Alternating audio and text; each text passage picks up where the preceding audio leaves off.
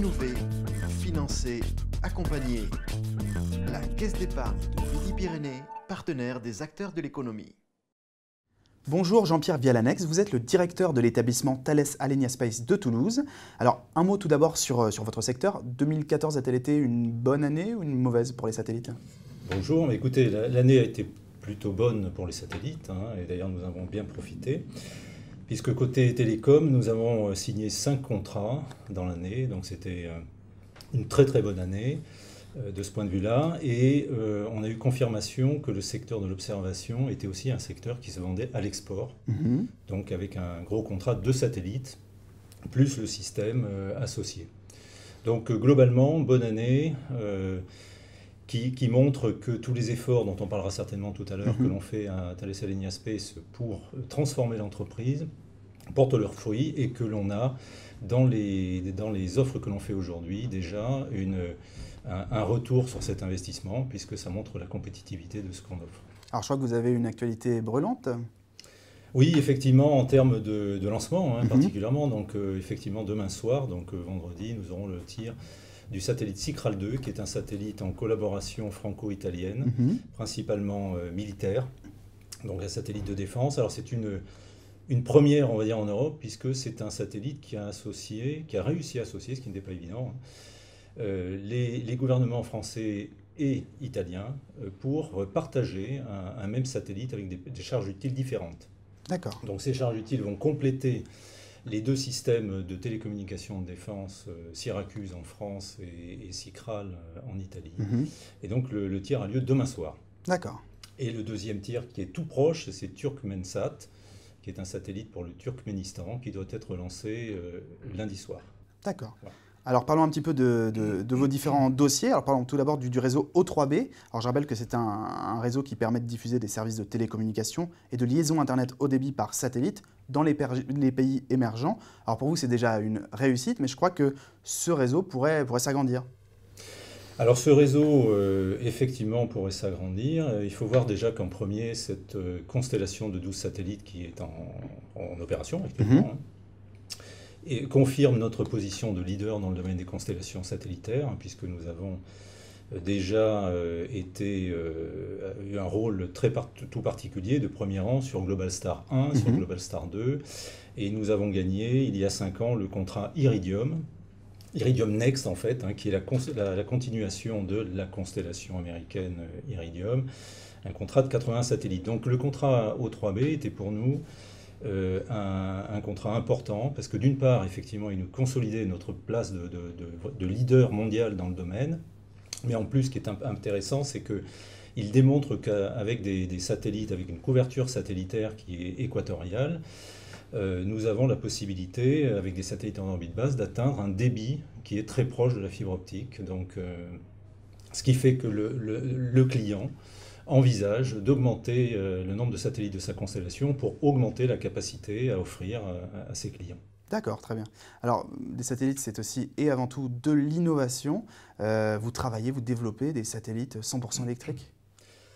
Effectivement, c'est un de nos axes d'innovation. Nous sommes en train de développer une toute nouvelle génération de plateformes de satellites géostationnaires télécommunications, qui est dans la lignée de nos Spacebus antérieurs, mais avec une conception qui est beaucoup plus adaptée au marché de demain, c'est-à-dire beaucoup de flexibilité.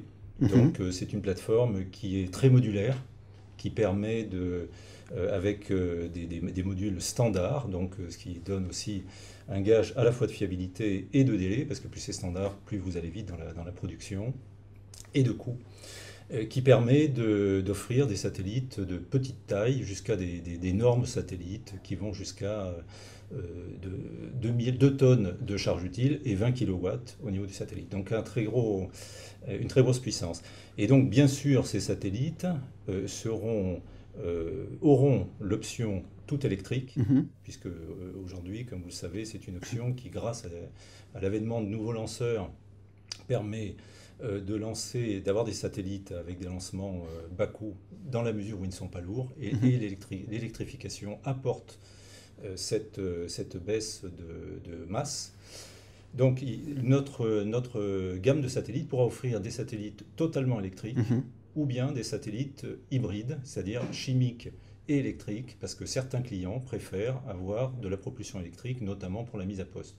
Donc cette plateforme qui s'appellera Spacebus Neo, qui s'appelle Spacebus Neo, puisque nous l'offrons déjà à nos clients, aura cette capacité d'offrir aux clients ce qu'ils souhaitent en termes de propulsion. D'accord. Alors, le moins qu'on puisse dire, c'est que votre marché, votre secteur est en pleine ébullition aujourd'hui. Comment une entreprise comme la vôtre s'adapte, s'organise justement pour faire face à ces évolutions ?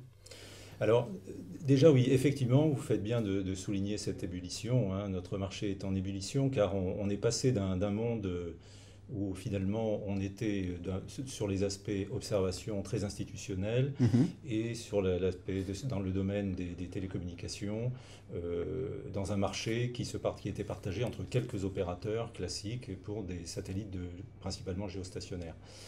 Et on a vu émerger dans les dernières années des nouveaux marchés, donc observation à l'export. Et donc nous sommes positionnés sur ce marché puisque nous avons déjà gagné 2 grosses affaires dans le domaine. Mais aussi au niveau des télécommunications, on voit émerger, au-delà des constellations que l'on a déjà développées et pour certaines mises en orbite, des initiatives extrêmement ambitieuses qu'on n'aurait pas imaginé il y a quelques années, comme OneWeb, hein, à laquelle, bien sûr, nous sommes actuellement dans l'appel d'offres. Hein, nous faisons partie de cet appel d'offres de par notre expérience dans les constellations, et qui remet, ou plutôt qui pose de nouvelles bases pour le domaine spatial, puisque là on parle de centaines, voire de milliers de satellites, et des satellites qui, bien sûr, n'ont pas les mêmes coûts, donc forcément la même durée de vie. Donc c'est une gestion, une architecture des systèmes qui est totalement modifiée. Alors comment on s'adapte à ça ?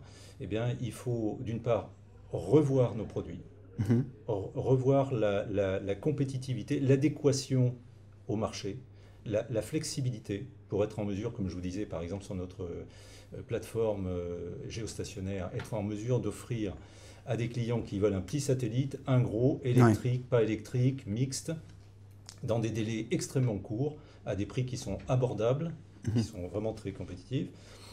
Donc c'est déjà adapter nos produits à ça. Mais ce n'est pas suffisant. Il faut aussi qu'on revoie notre agilité en termes d'organisation, en termes de fonctionnement. Et on a engagé, il y a déjà plus d'1 an, un énorme programme interne qui vise à rendre toute notre organisation beaucoup plus agile et plus tournée vers le marché qu'elle ne l'a été jusqu'à présent.